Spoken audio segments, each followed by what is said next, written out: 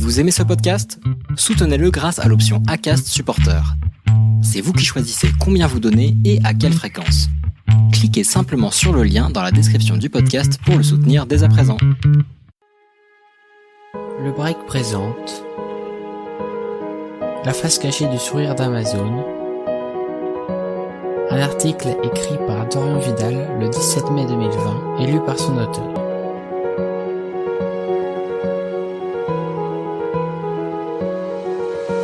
Bonne écoute. Si la justice française a réussi à faire plier Amazon pendant cette crise, et ainsi a forcé le géant à suspendre ses activités jusqu'à maintenant, la gestion n'est pas la même globalement. Et aux États-Unis, de nombreux employés ont été licenciés pour avoir voulu se faire entendre. Il est donc temps de revenir sur l'entreprise et sa gestion de ses employés. Amazon.com is my favorite toy store. Hey, you're not the boss of me. The greatest selection of toys online. I know you are, but what am I? Amazon.com, Amazon.com makes me feel like a kid, makes me feel like a kid. Stop copying me, stop copying me. So if you need some toys, don't hesitate. It's Amazon.com, say it, don't spray it. Lancé en 1994 par Jeff Bezos, l'homme le plus riche au monde et que rien n'arrête, Amazon.com est aujourd'hui la plus grosse plateforme de vente au monde, avec plus de 280 milliards de dollars de ventes pour 2019 et plus de 150 millions d'abonnés à Amazon Prime dans le monde. Cette entreprise est donc loin de connaître des difficultés et pourtant son comportement est loin d'être exemplaire. Quand on pense à Amazon, on pense à des prix bas, des livraisons rapides, un vaste catalogue, mais on ne se concentre pas assez sur les conditions de travail pour les employés ou bien comment cette société est devenue ce qu'elle est aujourd'hui. Amazon, c'est un groupe de plus de 100 entreprises, que ce soit IMDb, Twitch ou autres, et est aujourd'hui capitalisé à près de 950 millions de dollars. À sa tête, Jeff Bezos, l'homme qui pourrait devenir le premier trilliardaire de l'histoire de l'humanité. Mais l'aventure de cette entreprise est-elle moins rayonnante?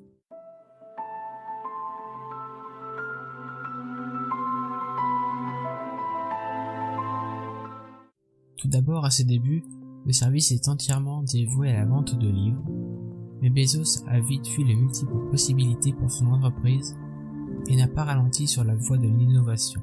Mais quand on sait que l'un des premiers noms du site est Relentless, ce qui signifie sans pitié ou impitoyable en français, et que Relentless.com nous redirige toujours vers le site actuel, on comprend bien le côté requin de l'entreprise. Cette dernière est prête à tout pour réduire la concurrence à néant et n'hésite pas à perdre de l'argent en baissant les prix pour augmenter son nombre de clients et ainsi à couler la compétition. Amazon possède donc une large liberté et peut fixer les prix et mener la danse. Il est clair que la compagnie ne se fixe pas de limites et n'a pas de remords quand il lui faut copier des produits qui fonctionnent pour les vendre en son nom. Ce n'est pas une accusation en l'air, en effet il suffit de vous rendre sur le forum des vendeurs d'Amazon pour avoir des témoignages comme ce fabricant de caméras qui a perdu le contrôle sur la fabrication et la livraison de son produit sans avertissement. En effet, ce vendeur a commencé à vendre en 2017 et a vite commencé à faire d'importants bénéfices, 40 000 $ dès les premiers mois, mais Amazon en a pris conscience et a commencé à s'ajouter à ses contacts et a fini par reprendre totalement le contrôle sur la livraison. Voilà comment Amazon écrase les petits vendeurs. Mais la compagnie de Seattle ne s'attaque pas uniquement aux petits entrepreneurs car elle n'hésite pas à copier de nouveaux produits.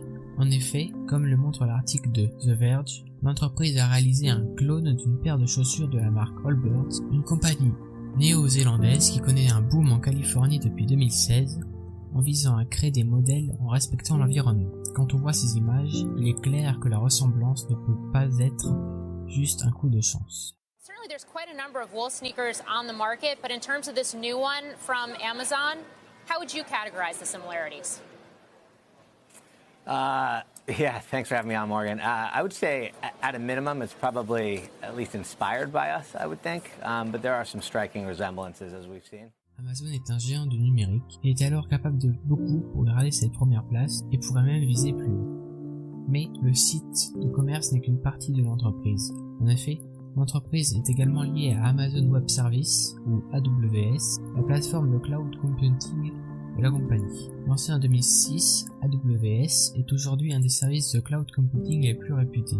Ce dernier est utilisé sur une grande partie du globe et serait leader mondial devant les services de Google et Microsoft. Côté bénéfices, pour le premier quart de cette année, le service a rapporté 10 milliards de dollars. Avec ce service, l'entreprise contrôle donc plus d'un tiers du marché. Parmi les grandes compagnies qui utilisent ces serveurs, on peut retrouver Siemens, Expedia, Netflix ou même Engie. AWS permet donc à Amazon de gagner encore plus d'argent, et cela montre également que l'entreprise a les moyens de tout savoir sur chaque client, ses habitudes d'achat, ce qu'il recherche, ce qu'il regarde. Amazon possède bien un large monopole sur le web et sur la consommation numérique d'une grande partie de la population mondiale. Mais s'il y a bien quelque chose que nous apprend cette crise, c'est que la façon qu'a Amazon de gérer ses employeurs, de les diriger et de les écouter est très loin d'être parfaite. Amazon employee Vicki Shannon Allen says Amazon's work demands are ruining her life. It's been the ultimate nightmare. Allen says she processed an average of 600 items an hour on the job here at a broken workstation that injured her back. It felt like somebody stabbed me in the back and drug a knife all the way down. Now she's homeless, sleeping in her car, often in the Amazon parking lot. Si l'entreprise emploie près de 700 000 employés dans le monde, cela ne l'empêche pas d'être classée parmi les 12 pires compagnies chez qui travailler en 2019, selon le National Council for Occupational Safety and Health, ou COSH en abrégé. En effet, dans leur rapport, l'organisation souligne les 13 décès depuis 2013, donc c'est donc un rapport avant la crise actuelle, un nombre important de tentatives de suicide, que les employés urinent dans des bouteilles et que les blessés au travail sont laissés sans ressources ni revenus. De plus, l'entreprise était déjà dans cette liste en 2018, aux côtés de compagnies comme McDonald's ou Facebook. C'est donc ce point que la crise actuelle accentue et les employés ont voulu se faire entendre. Mais l'entreprise n'étant pas de cet avis, et quand une grève a été organisée à l'entrepôt de Staten Island aux États-Unis, Amazon a renvoyé celui qui était derrière cette manifestation, Chris Smalls. Ces derniers voulaient protester contre le manque de mesures pour éviter une propagation du virus, ce à quoi l'entreprise a répondu en assurant avoir pris des décisions fortes. Dans son communiqué, ce dernier a déclaré qu'Amazon préfère licencier que de traiter les problèmes. Il est déçu mais pas choqué en déclarant que cela ne change pas d'habitude. The conditions in the warehouse has been hugely different. It's been scary.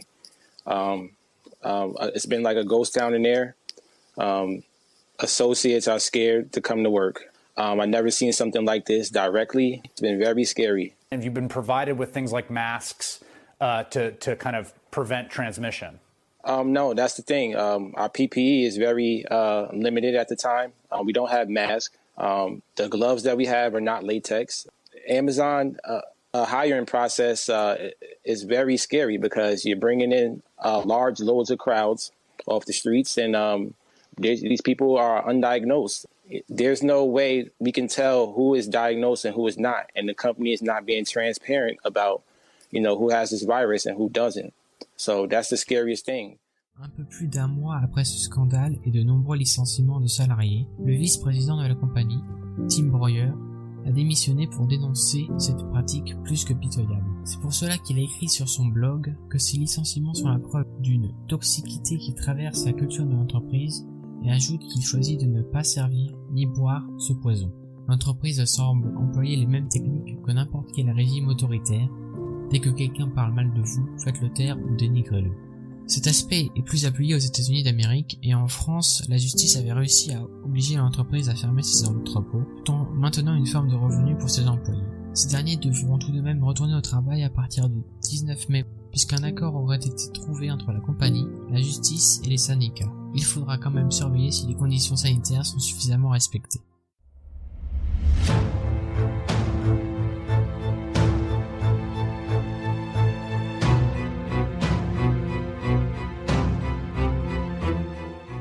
À la vue de tous ces faits, il est évident qu'Amazon n'est pas le royaume rayonnant qu'elle prétend être, et les pratiques de ses dirigeants, menées par l'ultra-riche Jeff Bezos, sont plus que critiquables.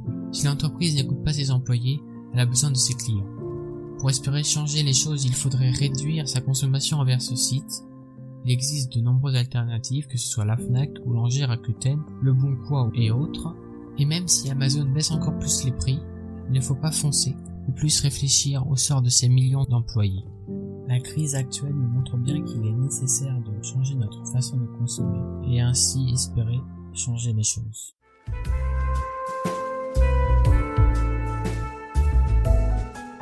Merci d'avoir pris le temps d'écouter cette lecture. Si vous avez apprécié, n'hésitez pas à vous rendre sur Le Break pour d'autres articles. Toutes les sources utilisées pour la conception du texte sont disponibles en notes ou à la fin de l'article. Merci de nous avoir écoutés. À bientôt.